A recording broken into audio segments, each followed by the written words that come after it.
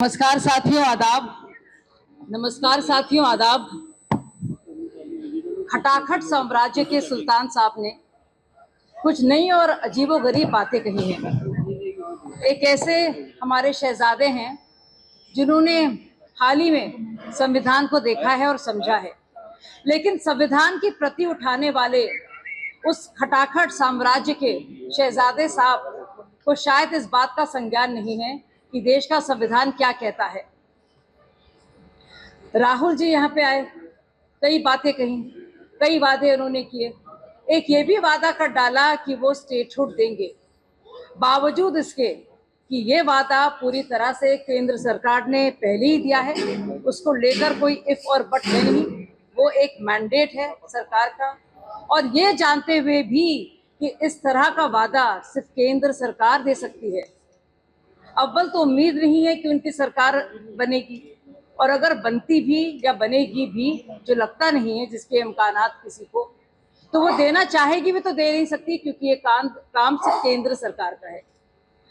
तो राहुल गांधी जी, संविधान की प्रति उठाना, उसकी दलीलें देना, उसको लेके घूमना फिरना एक चीज है, संविधान को समझना बहुत बड़ी चीज है।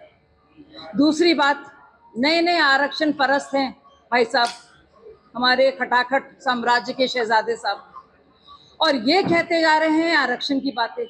अपने पिता की बात को उन्होंने नकारा, अपनी दादी की बात को उन्होंने नकारा, अपने परदादा की बात को भी उन्होंने नकारा, सोचिए। और अब कहने लगे आरक्षण की बात। ये वही राहुल गांधी है जिनके पूरी परिवार ने लगातार कहा था ना जात पर ना पात पर, मोहर लगेगी हाथ पर। जिनके परदादा ने बाकायदा पत्र लिखे थे हर एक सीएम को और कहा था कि अगर हम लोग मेरिट पर नहीं और आरक्षण पर के हिसाब से प्रतिनिधित्व करेंगे तो जो शब्द का इस्तेमाल किया था मैं शब्द कहने से बचूंगी, लेकिन कहा था वो देश के लिए अच्छा नहीं होगा। सोचिए, उनकी परदादी जिन्होंने ये इंश्योर किया कि बाबू जगजीवन राम कभी भी प्राइम मिनिस्टर ना बने, क्योंकि अगर खुदा ना खास्ता वो एक बार बन जाएंगे तो हटेंगे नहीं।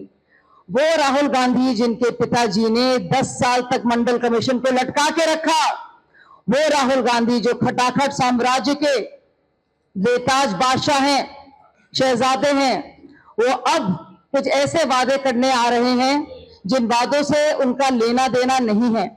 काश उन्होंने संविधान पढ़ा होता, काश जिस संविधान की परस्ती वो कर रहे हैं, ले लेकर घूम रहे हैं, उसकी प्रतियों को जगह जगह दिखा रहे हैं, काश वो जानते कि उस लाल किताब में क्या है। साथियों, सबसे पहले तो ये कि जिस तरह से उन्होंने वादे खटाखट के किए थे, वैसे जो वादे स्टेटहुड के कर रहे हैं, वो वादा ना सिर्फ एक डिक्लेरेशन है, बल्कि केंद्र सरकार द्वारा सुनिश्चित पहले किया गया है। और संभव नहीं है किसी भी तरह से कि वो यानी कि राहुल गांधी बावजूद इसके जो इसके, हालांकि मुझे इसके इम्कानात नजर नहीं आते कि वो कभी भी राज्य सरकार के तहत वो कानून हो कि वो किसी भी यूटी को राज्य बना दे या किसी राज्य को यूटी बना दे। ये काम सिर्फ और सिर्फ सेंटर का होता है। और भी इन बातों पर गहन चर्चा करेंगे, देखेंगे भाई साहब ने और क्या क्या नई चीजें डिस्कवर की हैं अपने देश, अपने संविधान और आरक्षण के बारे में। लेकिन उससे पहले मेरे बड़े भाई, हमारे बहुत ही सीनियर लीडर श्यामलाल जी से मैं गुजारिश करूंगी कि आज के राहुल गांधी जी के जो भी अनाप शनाप बयान है उनके बारे में उनकी क्या सोच है, वो आपके बीच आपके समक्ष। बहन शाजिया जी, पत्रकार बंधुओं, आप लोगों के समक्ष आने का हमारा कारण बहन जी ने तो रखा है, लेकिन एज ए डोगरा आपको पता है कि हमने कभी भी डोगरों ने अपनी आन बान शान के साथ कभी समझौता नहीं किया। और डोगरा वॉरियर्स ऐसे वॉरियर थे हिंदुस्तान में, दूसरे राजाओं ने जो भी लड़ाई लड़ी है with in the territory of India लड़ी है, लेकिन डोगरा वॉरियर्स महाराजा गुलाब सिंह से लेके महाराजा हरि सिंह और जिसमें जनरल जोरावर सिंह, हम इन लोगों ने अपनी सरहदें जो हैं तिब्बत, बल्तिस्तान, अफगानिस्तान तक बढ़ाई। और आज मुझे लगता है कि कहीं ना कहीं एक आदमी दिल्ली से उठता है और यहां आके जम्मू संभाग में और कश्मीर संभाग में बनाल के इस पार और बनाल के उस पार एक बात रखते हैं, और वो बात जो है वो 1931 से और 1949 से जुड़ती है। मैं आज पुंछ और मेंढर में था, तो जब मुझे पता चला तो मुझे लगा कि मैं वारिस हूं डोगरा, जो हमारी यहां की सल्तनत रही है। 125 साल डोगरों ने जम्मू कश्मीर में राज किया है। कहीं भी मेरे राजा महाराजाओं पे एक भी स्पॉट नहीं। और सर एक मिनट रुक जाना सर आप कंटिन्यू करिए, कंटिन्यू कीजिए सर।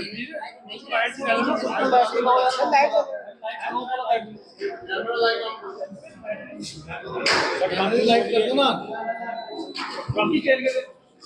Continue sir, continue. तो देखिए, मैंने कहा कि 125 साल 1822 से लेके 26 अक्टूबर 1947 तक महाराजा हरि सिंह, जो last ruler of the Jammu Kashmir state थे, उन्होंने रूल किया और बड़े डिग्निफाइड तरीके से डोगरा ने अपना रूल्स किया। कहीं भी यहां पे हिंदू मुसलमान की बात नहीं हुई, कहीं कोई कंफ्लिक्ट नहीं हुई, कहीं कोई इस किस्म की बातें नहीं हुई।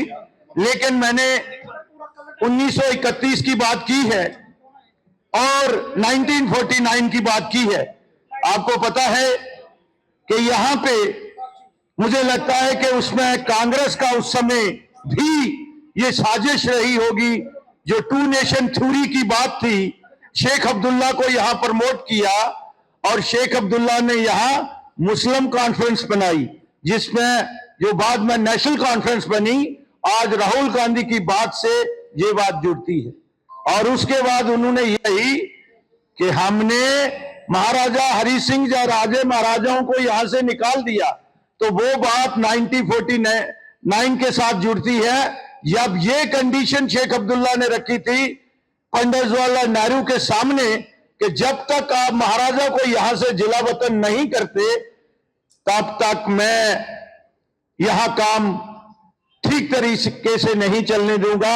डोगरों ने तब भी खून का लहू पिया था, और वो पिया था लहू, और अपने जिगर में आज तक हमारे में वो आग है। लेकिन ये लोग हमारी कहीं ना कहीं जो हमारी क्रेडिबिलिटी है, जो डोगरों की आन बान शान है, आज राहुल गांधी जी ने, मैं तो उसको ज्यादा सीरियस लेता नहीं, क्योंकि मैं रहा हूं उनके साथ, मुझे पता है उनकी कैपेसिटी क्या है, और मेरा काफी आना जाना रहा है वहां पे। मैं उन बातों में नहीं जाऊंगा, मैं तो ज्यादा सीरियस नहीं लेता। लेकिन मुझे ये मेरी ड्यूटी बनती है कि मैं अपने जो फोर फादर्स हैं, जो यहाँ के हमारे राजे महाराजा रहे हैं, जिन्होंने ये जम्मू कश्मीर की रियासत को कार्व किया था, मैं उनको डिफेंड तो कर सकता हूं। तो मैं राहुल गांधी जी से ये पूछना चाहता हूं और कांग्रेस से ये पूछना चाहता हूं कि 1931 में भी आपकी ही साजिश थी, और 1949 में भी आपकी ही साजिश थी, और आज भी वही साजिश कर रहे हैं आप। यहां मिलिटेंसी जो हुई है, ये किसकी साजिश है? 1986 का अगर यहां कार्ड नहीं करते ये लोग, तो आज यहां ये कत्लो गारत नहीं होती। तो मुझे सिर्फ कांग्रेस से ये सवाल पूछने हैं, एक तो जो चुनाव मैनिफेस्टो है नेशनल कॉन्फ्रेंस का, और उसकी बातें बहुत सी ज्यादा सामने आ रही हैं, और मैं राहुल गांधी जी से एक और सवाल पूछना चाहता हूं। हरि पर्वत का नाम कोहे मोरान रखा है, और उसी में राहुल गांधी जी को मैं उनका वंशज नहीं मानता हूं।